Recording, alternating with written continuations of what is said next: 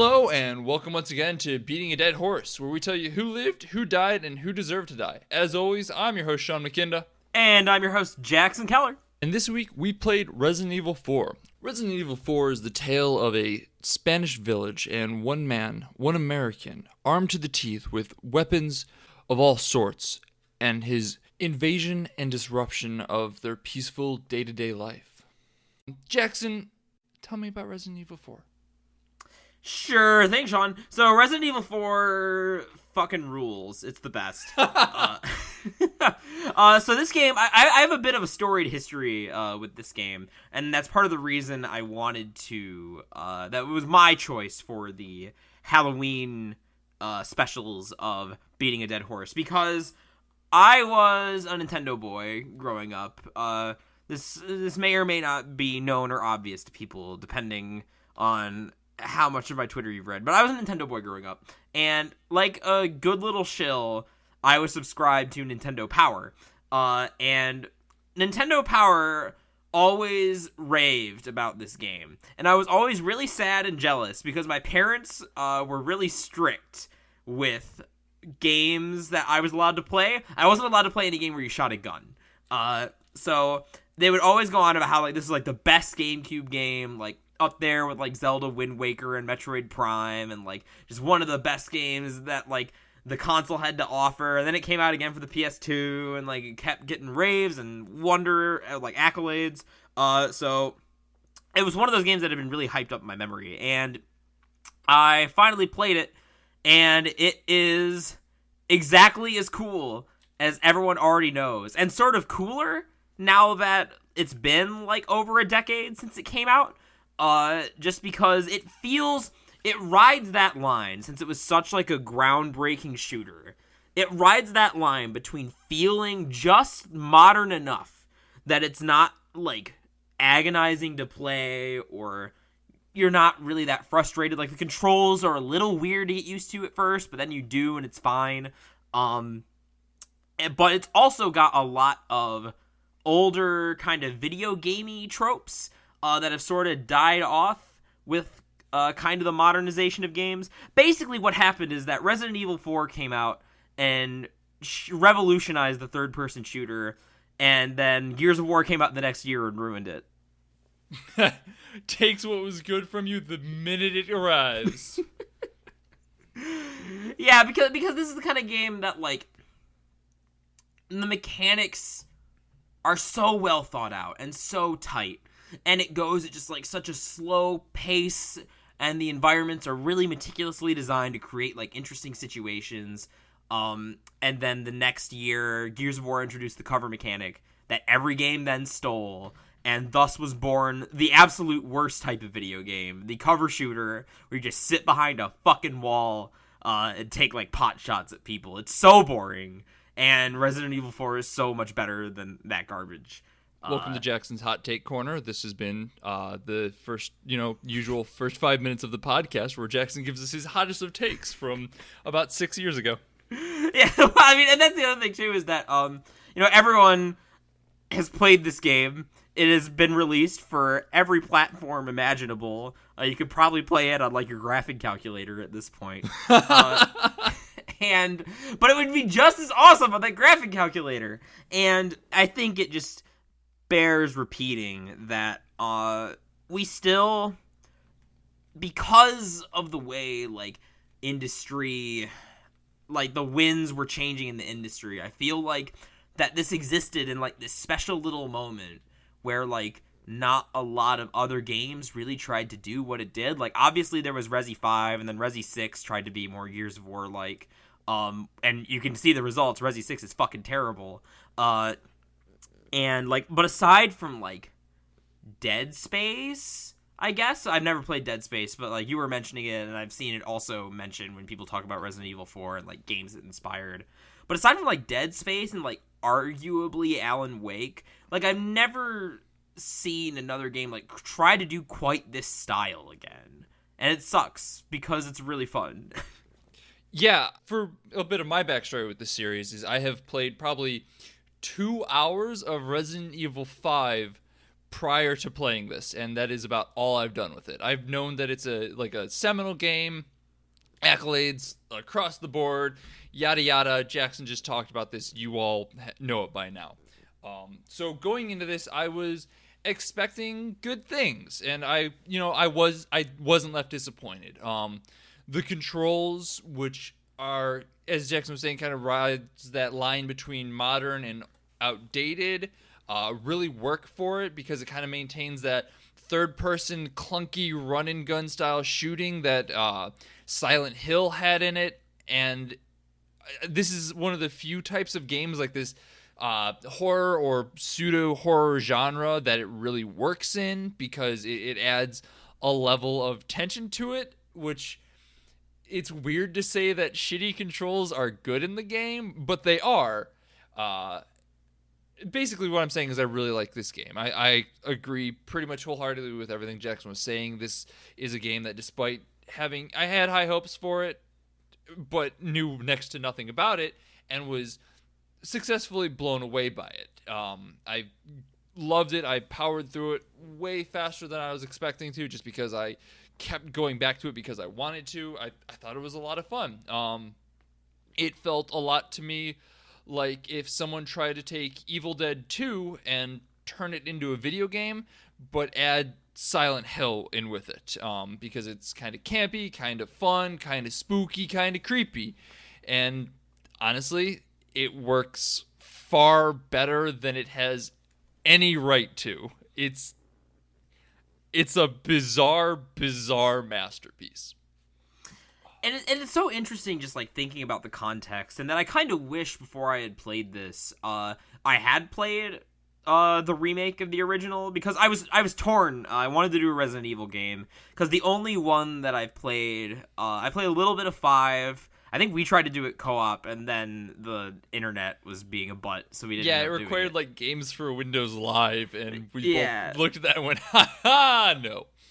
So I played a little bit of 5, but mostly the only one I had played was 6, and that was mostly just like a meme because I'd heard it was bad, and one of our mutual friends like got it for me as a birthday present because we knew it was bad. So it was bad.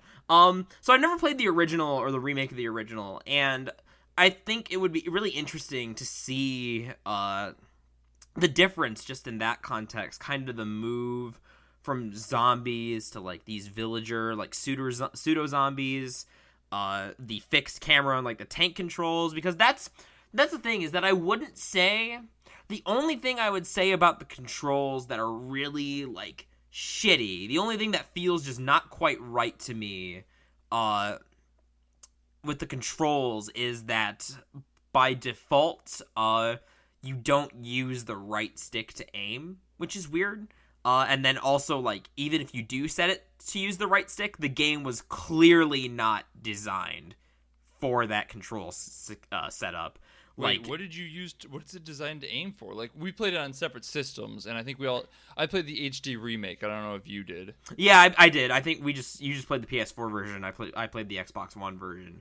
Yeah, mine was automatically on the right joystick. Oh, I changed it because I think, thinking about the GameCube, this would have been designed for the GameCube, and how the GameCube had that like little nub instead of like a full-blown like analog stick. I can't imagine they would have asked you to really aim with that.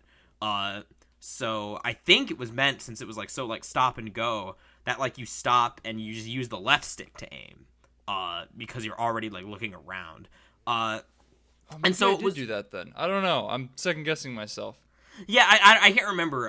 But the camera is still a little bit weird, especially like because it's being adapted to like a modern controller, and we have sort of these expectations. I think what was weirder was that the camera controls on the right stick were, when you weren't in aim mode, they existed, but they were pretty useless. Oh, they were terrible. Yeah, so like it felt just a lot more natural to me to just like use the left stick at all times. So that's the only thing that feels like really overly clunky. Like the movement is definitely slow, but everything feels like it's meant to be very deliberate, and it's not something that like ever bothered me, because it forces you to sort of think like you can't turn around that easily. Like turning around, you can't just turn around and like gun down the guy like immediately behind you, like raising the axe. You have to like stop, turn around, that takes a second. Raise the gun, that takes a second. Aim, because aiming at like limbs and other parts and where you hit the enemy is super important in this game. So you have to actually like aim pretty much all of your shots, unless you have like the shotgun and you can buy a little bit of time with that, with just by blasting them back.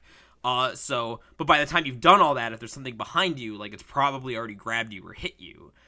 So you have to like really like watch your environment, and like turning around even feels like a bit of a risk. And that it feels like the controls really know, like, again, I think it's that perfect middle ground between, because I've never played the original Resident Evils, but I have played one of the original Silent Hills. I think it was Silent Hill 2, and that game has the tank controls, which creates a similar sort of feeling, and with the tank controls, I mostly just found it frustrating that, like, and it sort of took me out of it because the game created this, like, really good atmosphere, but I'm thinking, like, people don't move like this.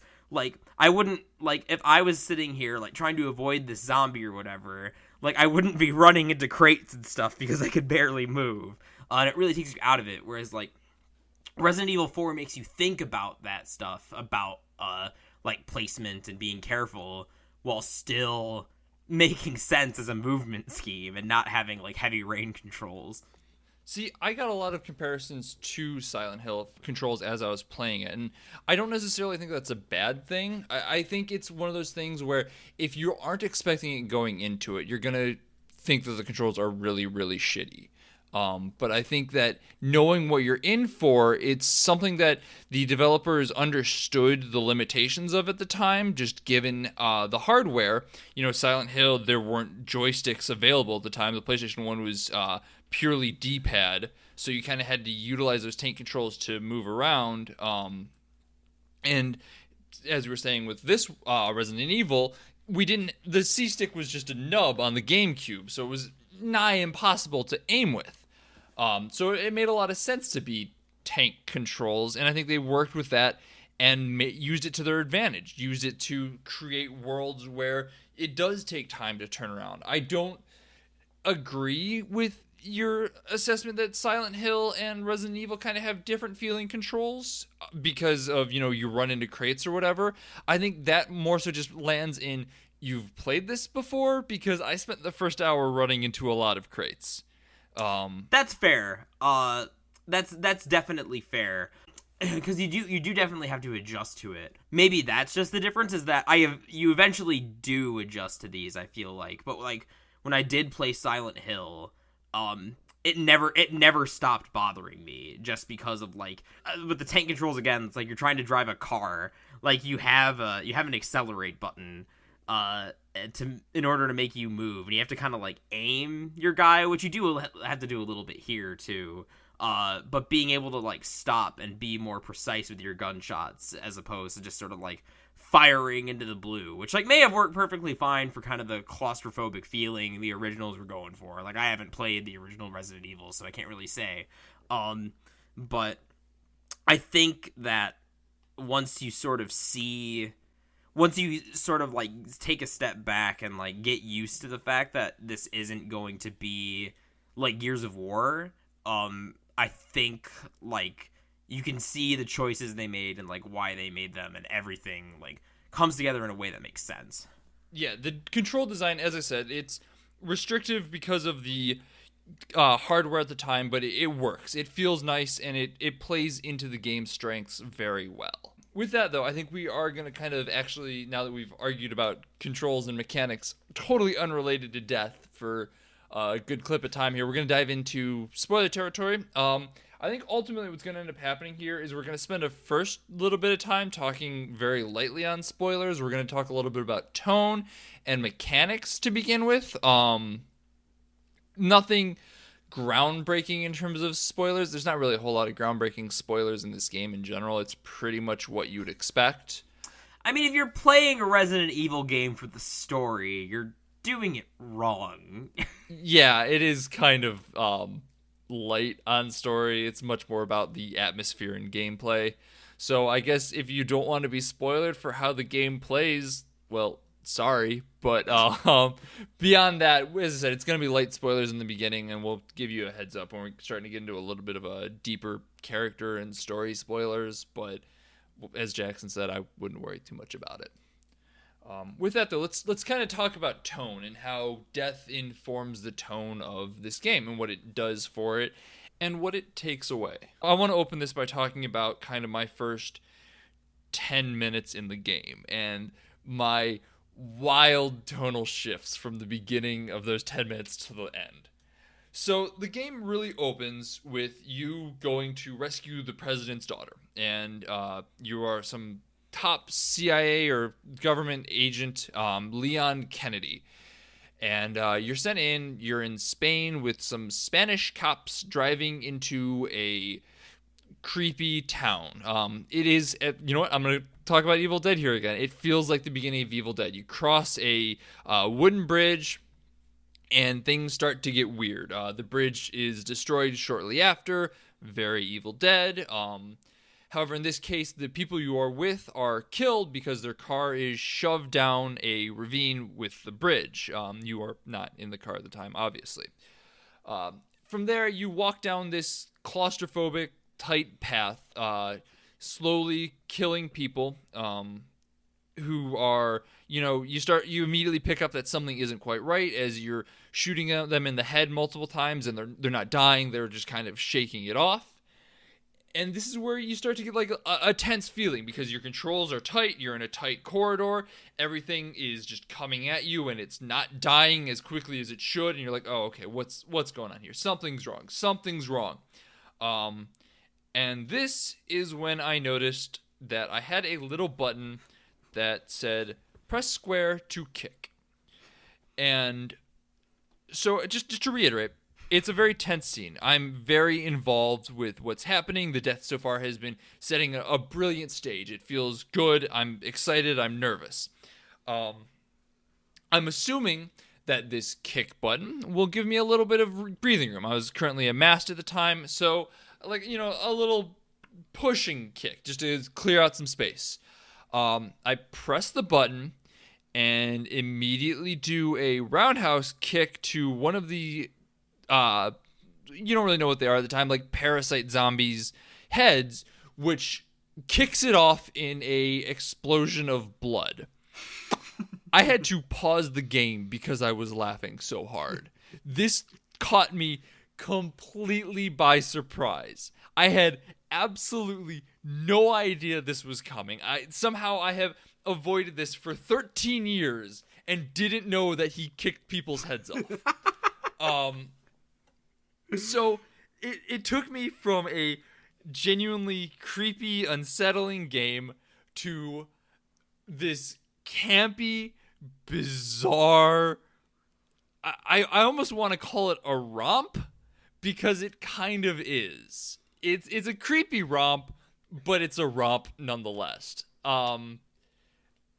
It was like this. It informed so much of the game for me in those first couple seconds, and I loved it, but I hated it because it was just such a weird disparity. And that's kind of how I feel about a lot of the game. I love it, and I hate it, and I love it because I hate it. It's good all around, but there are just parts of it that are so dumb. I love it for the wrong reasons. So Sean was thinking a lot about Evil Dead throughout this. I had a different point of comparison because throughout this, in terms of just like structure and like level design and like tone and pacing, it reminded me a lot of like a Metal Gear Solid game if like Metal Gear Solid didn't have any themes or anything. So here's something. So the thing about Japan, a lot of Japanese games and anime and stuff, is that they have a tendency when there is silly stuff to include this really silly stuff and play it pretty much completely straight. There's not much of like a wink to the camera, and I appreciate that to an extent because I think a lot of times when something is too self-aware, it loses it loses a bit of the charm when it's too in on the joke, I think. And Resident Evil 4 is definitely in on the joke to an extent. I don't know if it's in on the joke enough, or if it shouldn't have been in on the joke at all.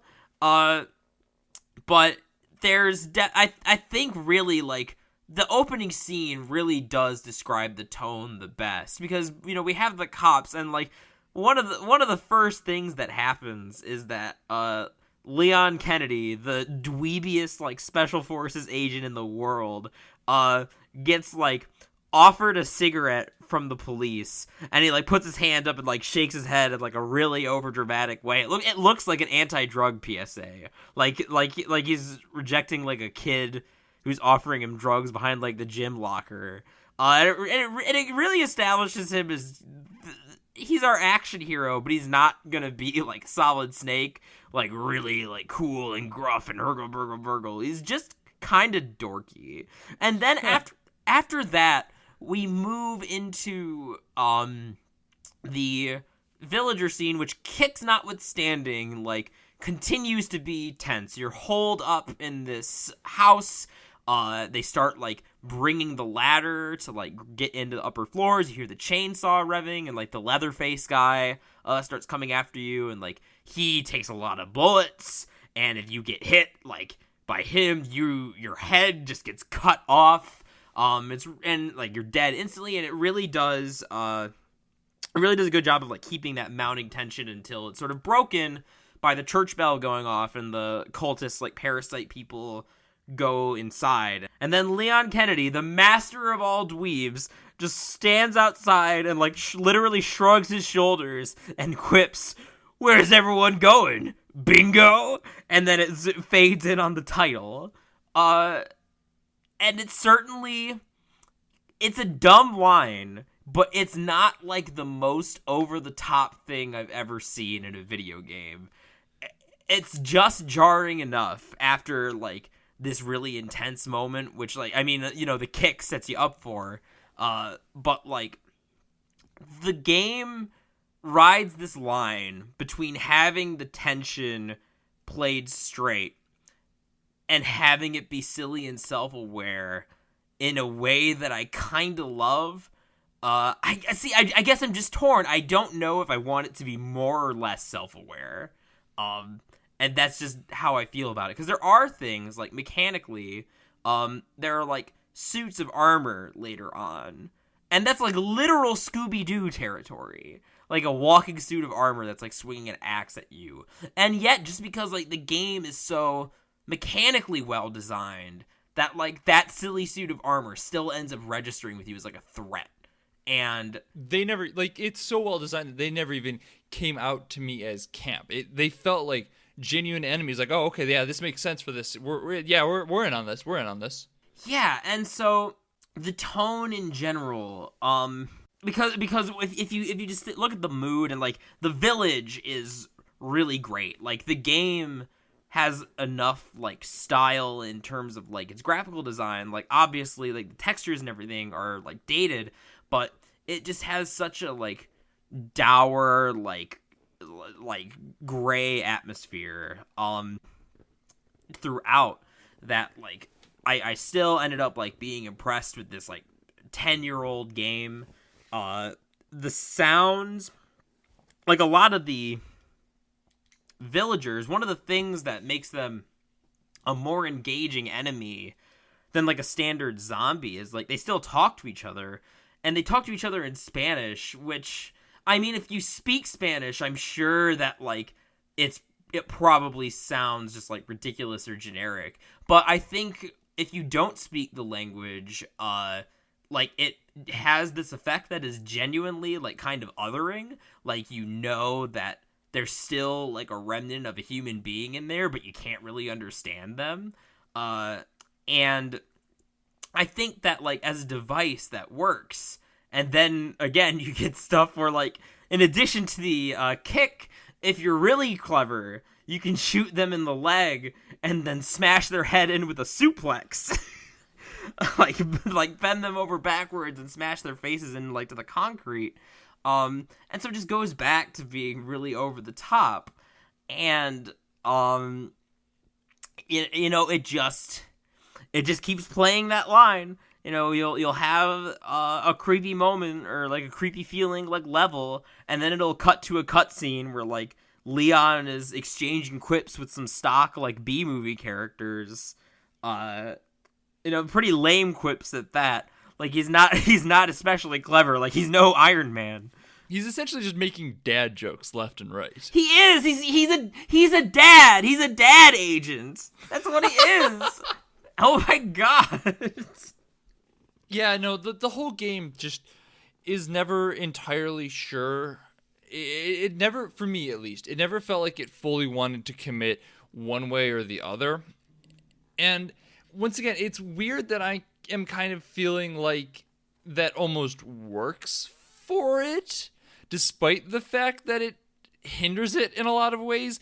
I think what it boils down to is it feels to me a lot like The Room or other bad movies, where I end up laughing at it a lot, not so much with it. And the gameplay mechanics and the tension surrounding these moments are really good, so it kind of becomes endearing in a shitty way.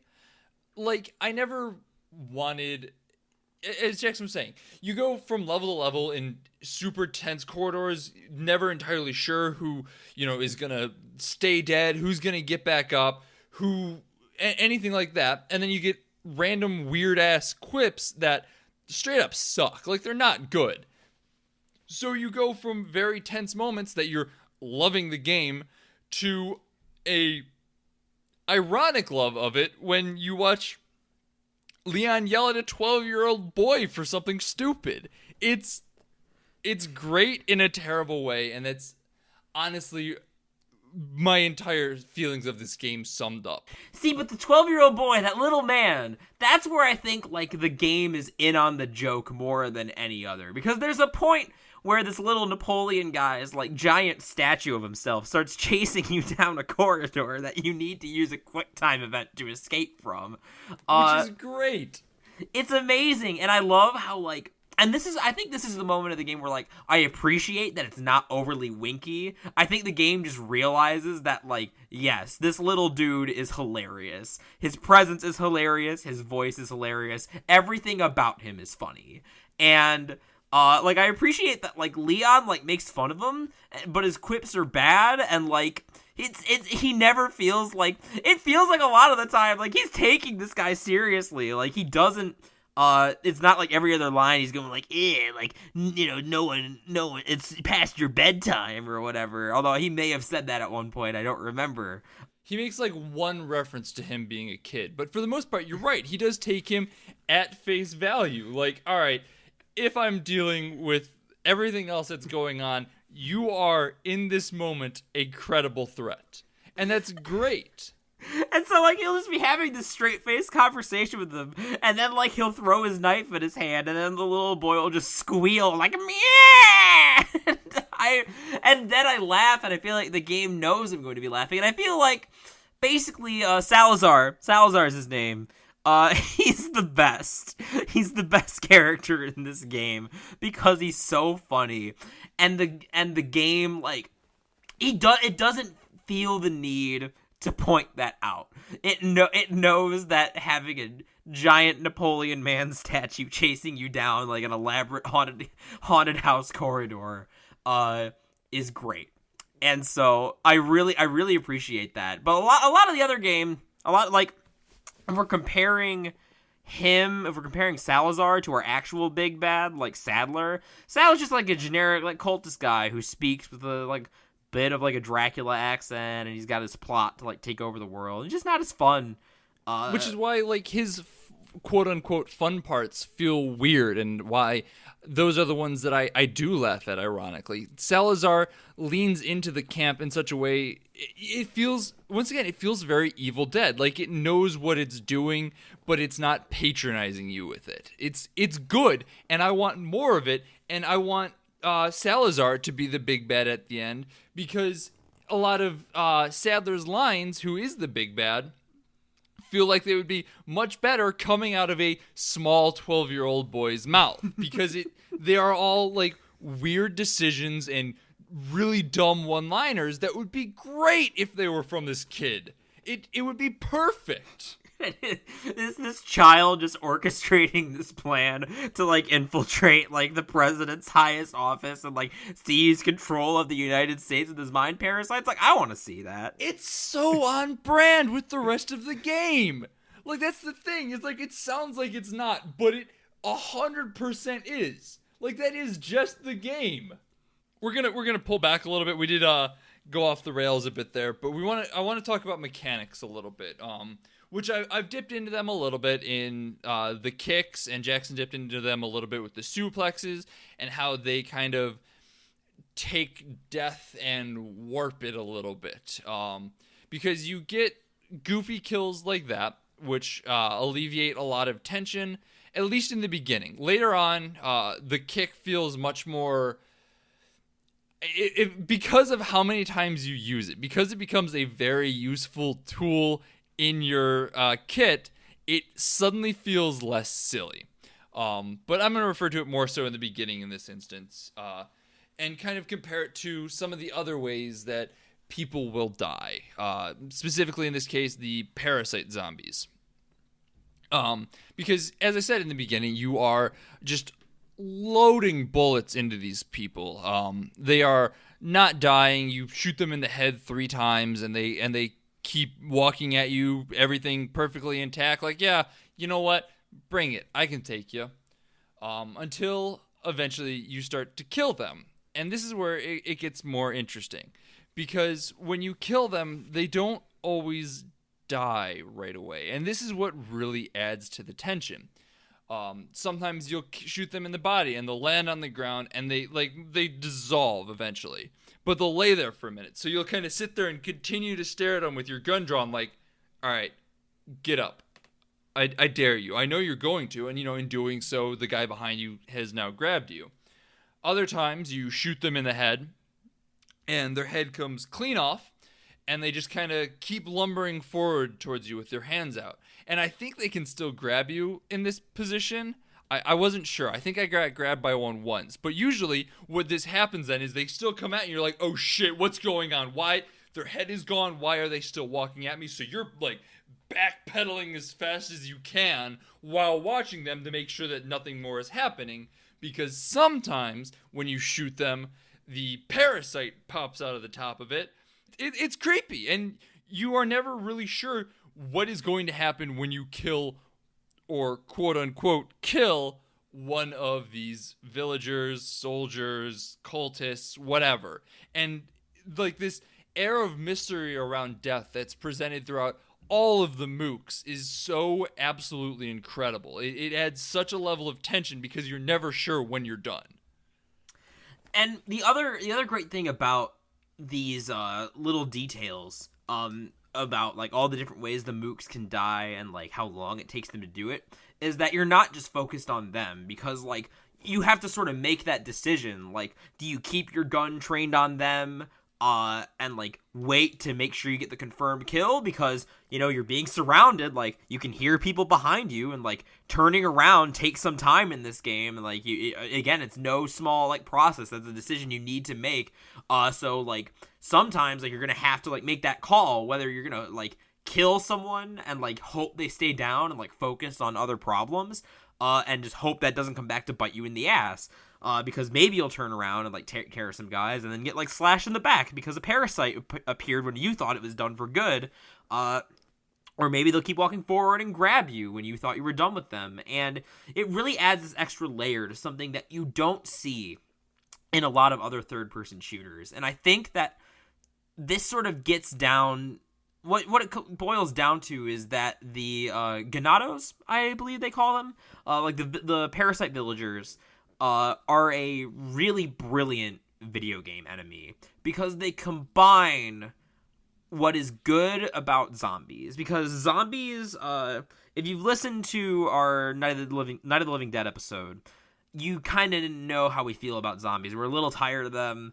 They're not a super exciting narrative tool. But I think zombies in video games make for interesting enemies just because like they don't always go down in one hit. They force you to think about your environment because they're like melee fighters and you have to kind of like cull the crowd. And they're all about kind of that overwhelming force. But the thing about zombies is that unless you're going like the Left 4 Dead route and having like a special like sniping zombies or like acid zombies or whatever, they're very limited. So what you get here with this sort of evolution of that concept with the villagers is that because they retain some of that human intelligence, they can not only like wield different weapons that make you consider situations differently. There's like the ranged ones with the crossbows, the ones with the pitchforks that have a bit more reach, the ones who can the throw occasional RPG wielder. My favorite is, and this really goes along with the game, like really wanting you to think about where to shoot and which limbs to go for and how the headshot is not necessarily always the correct move in this game. My favorite are the ones that'll throw dynamite at you because you can shoot the dynamite in their hand and maybe like clear out a whole crowd if you're quick enough on the draw. So yeah, that's really quick. That's really cool. It's basically any projectiles in this game you can shoot out of the air, including crossbow bolts, which is absolutely incredible. It's so rad, and it just forces you, because the pace is like so slow, like it really gives you time to like think about all those calculations about like what would be like the best way to manage this usually pretty large crowd. And I feel like that's where, again, like a lot of third-person shooters like post Gears of War don't really consider like how to make enemy variety engaging. Usually it's just a dude with a gun, maybe a dude with a sniper, maybe a dude with the grenades, and maybe a bigger dude that'll eat some more damage. So maybe at best you get the variation that you do in this game. You get people who, when you shoot them in the head, their head comes off and, something else pops out. You get people who you shoot them in the head and they keep walking at you for a little bit, and you get people who just die. The fact of the matter is that I can't think of a single game where all three of those categories can be in one person. You don't know what you're getting when you start shooting this person.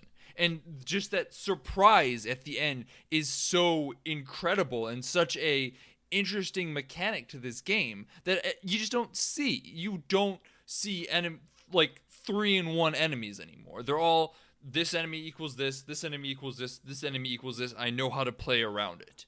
With this, each interaction is entirely different. Even if you die, you can't go, all right, the enemy in that corner over there has a parasite in his head, because this time it might be the one on the other side of the room, so you have to play it totally different. There's no planning in this game outside of moment to moment, and it's incredible. Yeah, because in other shooters, you inevitably, like you said, develop the plan, where like if you're stuck at a tough part, you die enough times and you realize, okay, this guy is going to pop up here right now. I can use the grenade right here, get rid of these guys, snipe this guy, and there's like an ideal way to do it, like every time. And it's basically just dying until you figure that out. And that's not really that exciting, whereas this feels a lot more natural. And it's just like the moment-to-moment combat is just some of like the smartest, like here's me with another like hot take. Like Resident Evil 4 has some of like the smartest moment-to-moment combat I've ever seen in a video game. I am not easily impressed by a game's combat. I often find that without enough variety, I'll start to get bored because you do develop the strategies. But with Resident Evil 4, like I felt like the way they doled out different enemies, the way individual enemies, like even the lowest of mooks, will have their own variations, because sometimes the parasites will behave differently, and like there'll be like the axe ones who aren't as much of a priority target, and then there'll be the ones that can just like bite your head off in one clean move and kill you, and so you gotta really like look out for those. And then there are the ones that like create like even after you kill the guy, like its head will like pop off and it'll like start skittering around. And that's in addition to like, that's just the regular villagers. There are also like all sorts of monsters. There are the regenerators who you need to like, yeah. It really plays up like the classic horror aspect. They're like slow moving, really tough to put down. You need to like find the weak points like exactly. And good luck if you don't have the gun that can find their weak points, or like if you don't have the ammo for it. It's it's intense because the way I need to talk about these guys because they are by far my favorite enemy in the game, just from an entire mechanical standpoint and how their death is handled and everything like that, because they just slowly lumber at you and you can hear them breathing when you enter the room and you have no idea where they are. And they walk out, and the only way you can put them down is to kill these 5 parasites that exist in their body, which you can't see them normally. You need to use the rifle, which I think caps out at like 20 rounds per clip, and you don't get a whole lot of that ammo. But you need to use that with the infrared scope so that you can see the heat signatures of them. But God help you if you only have like 2 rounds of ammo for the rifle, because then you're taking out the rifle, scoping in to try and estimate about where it would be, then taking out the pistol and praying that you get the parasite enough to watch it die. It's so cool and such a tense and interesting idea. I love it. Sorry, end rant. It's a great rant. I mean, it just shows, like, and you don't see them until like the very end of the game, and like they come right at the time where you feel like you're about to figure it out, because the moment to moment pacing is really good, but also like just the way they escalate conflict, because the game sort of has 3 main like structural movements. There's like the tent stuff in the village. There's a castle segment that's a lot more gothic, a lot more like puzzly, and then you go to the island at the end where like the facility is, and it sort of ramps it up in like action. There's a lot more military looking Ganados, a lot more projectiles. There's a guy with a minigun. Like the first enemy with a gun like doesn't come in until the very end of the game, like the first section of the last like segment. And even then, there's like 3 of them in the entire game. No, and they're treated as like big bad like boss boys. So by the time you get to them, like it just feels like a really cool natural like escalation of the conflict. And then like just as you feel like you kind of figured it out, like oh, like now you can just kind of mow them down. Like I'm getting more ammo. I have more ammo for my shotgun and like my SMG, and like it's all gonna be fine. That's when it throws the regenerators at you and kind of goes back to that like classic survival horror. The game's pacing is brilliant. It's brilliant. It really is. It's fantastic. Before we shift gears again into like our final spoilers, I do want to talk about one other mechanic that I thought was really cool in adding to the general aesthetic of the game, which is to say, as I said, you're here to rescue the president's daughter. Eventually, obviously, you do. That shouldn't be much of a surprise to anybody. And she helps you out along as you go along. And it's essentially a big, long escort mission. It doesn't actually suck, which is surprising to some of you, I'm sure, because escort missions generally suck so much. But the one thing that's really interesting with her is that she doesn't always necessarily just get killed. The whole idea with her is that the Ganados want to come, take her, and carry her away. So they'll come in, pick her up, and start to leave. Whereas you can shoot them and they'll drop her. The problem with that is that if you do the gut reaction, which is what I did for the first couple times and got frustrated before I realized that this is more brilliant than anything, is that you turn around and just take shots in their direction. And inevitably, you'll hit Ashley.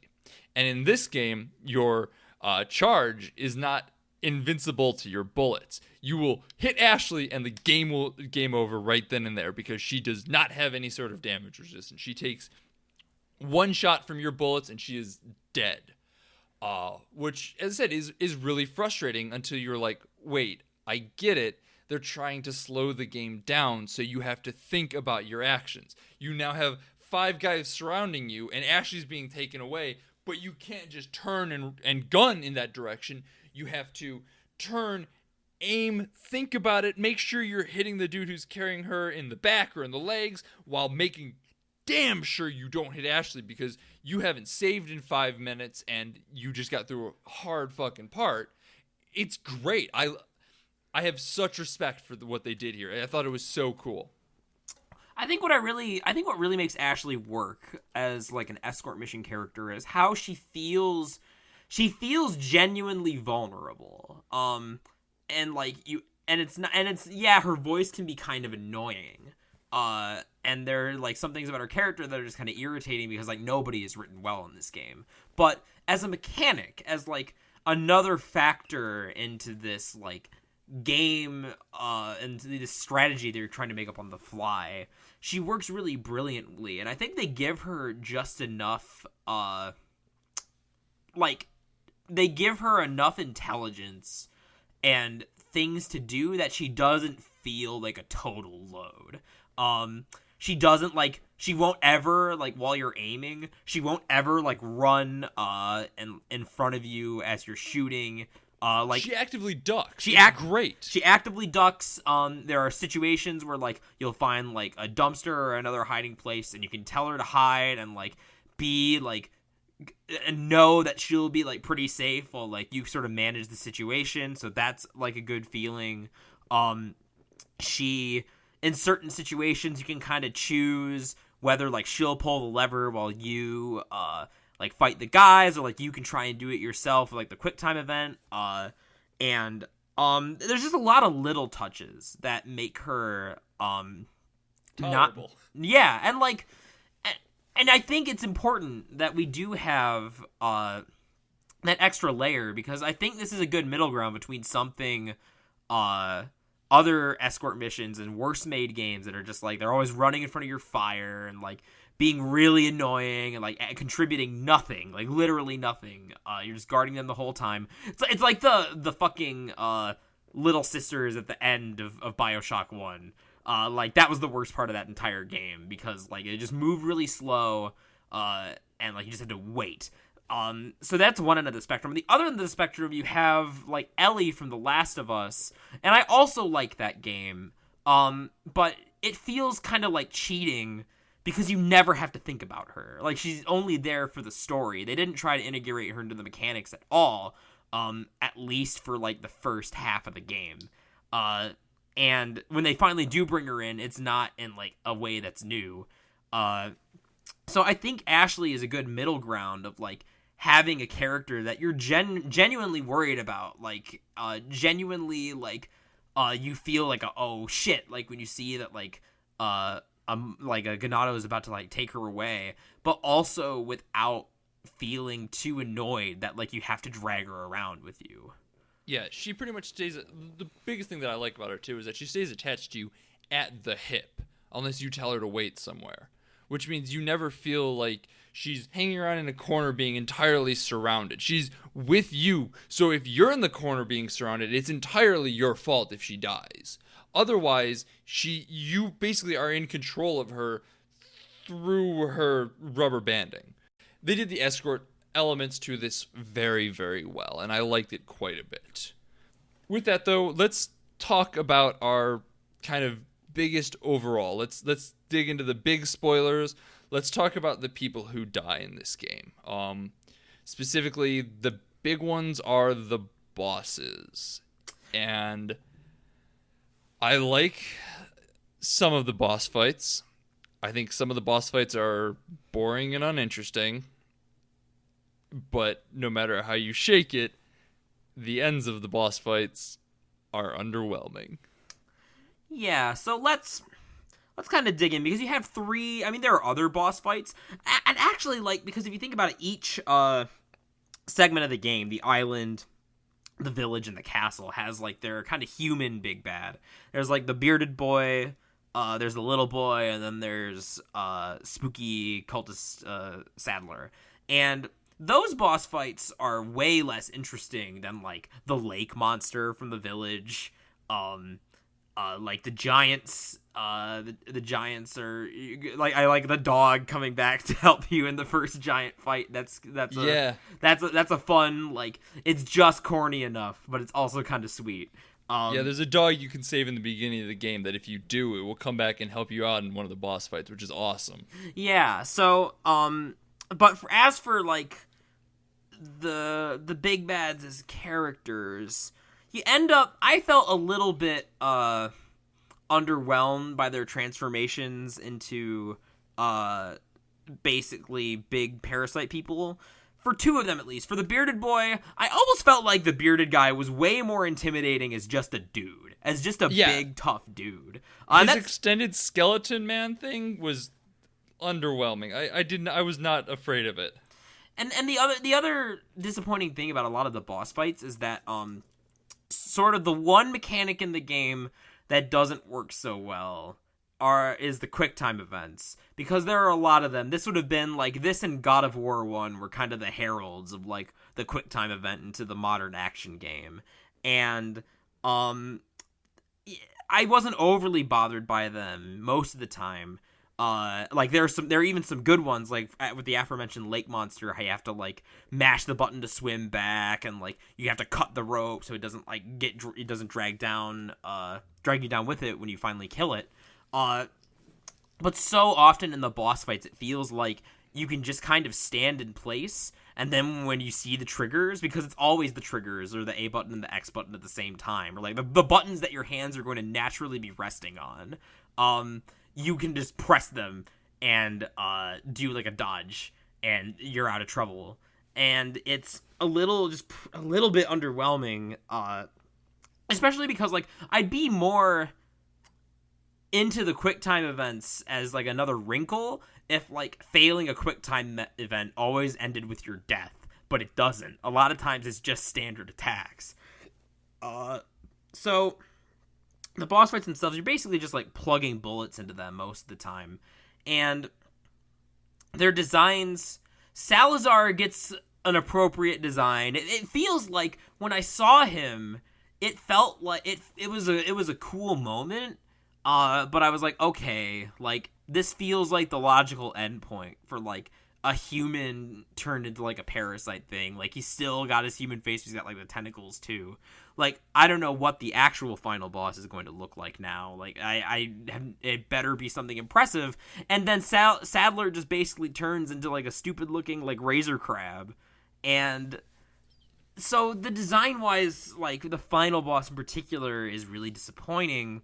But more so than that, like, you just kind of kill him and move on. Yeah, they're all single-stage bosses, which I know the trope about, multi-stage bosses, why aren't they at their full power from the beginning?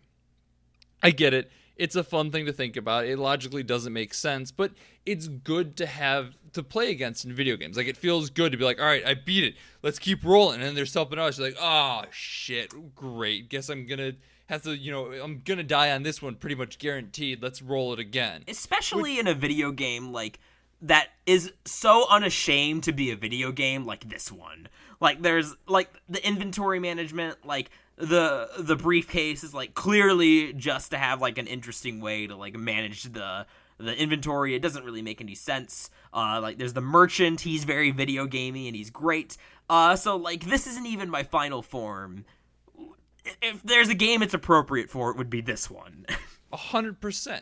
But it is their final form. Their first form is their final form, and then they just die. There's no monologue. There's no exposition. I think all three of them give, like, a death yell, but that's it. And so you're just kind of left going, oh, all right, I guess I'm moving on now.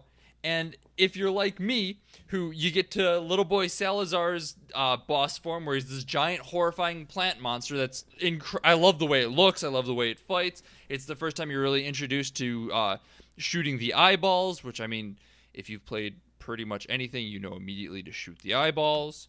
But, like, it's cool. But if you're like me, I had so much ammo going in that there's this, you walk in on a ledge, and then there's a pit down below where there's a bunch of crates that you can get more ammo in and stuff. I did not have to pick up a single piece of ammo. I did not have to drop down. I stood on the ledge, occasionally hitting those QuickTime events, and just constantly popping him, and he went down so quick. It wasn't even funny. Like, I started to get worried, like, oh, man, I'm almost out of ammo. I hope there's ammo somewhere around here. I didn't even have to think to look for ammo yet. I had killed him before I thought about that.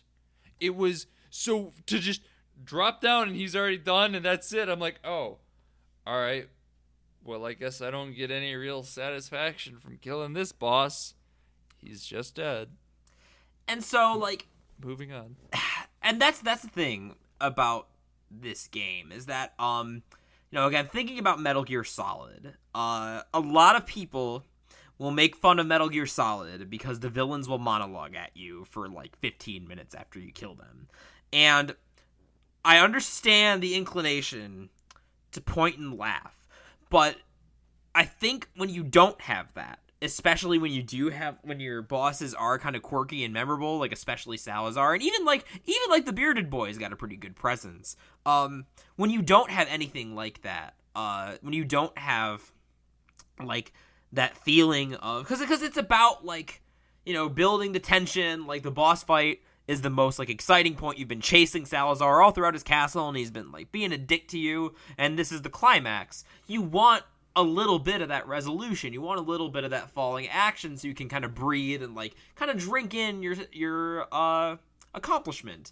Even if, you know, the boss fight wasn't that tough, it feels more meaningful just by having, even if like Leon had made like a bad pun, which I don't think he does, as like Salazar is dying. No, we get literally nothing. I'm not exaggerating. Nothing. Like, even if Leon had just made like a bad pun, like, looks like I put you to bed or something like that, that would have been a lot more in tone, a lot more preferable. Because, you know, I'm not asking for like Salazar to like tearfully like tell me about how he was like a child soldier, like Sniper Wolf or something. Like, again, if this is Metal Gear Solid, it's Metal Gear Solid without themes or characterizations. That wouldn't be appropriate. But we need something. We need one last like quip back and forth between them.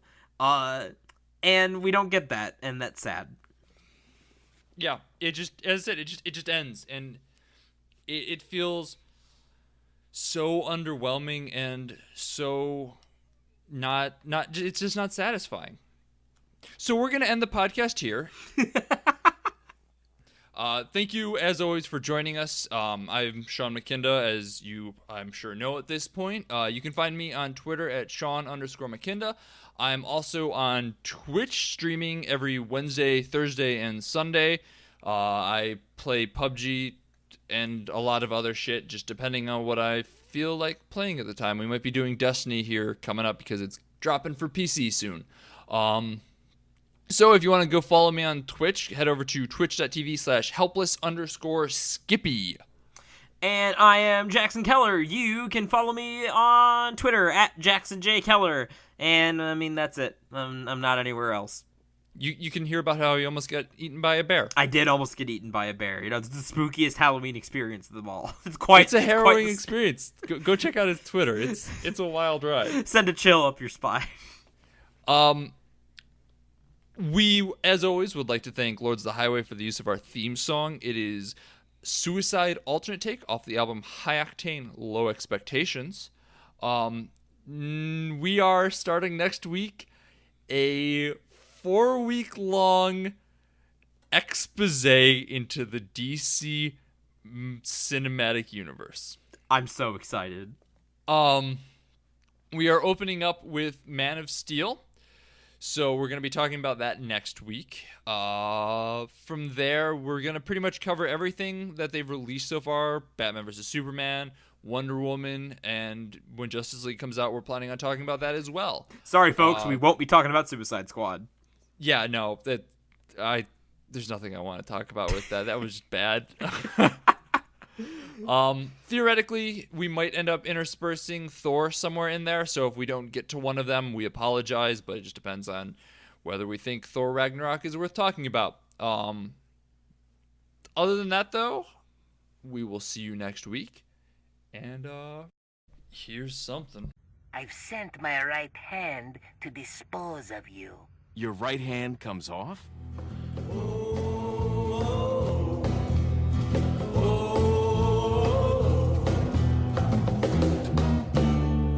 Don't you go into the ground. Don't you go.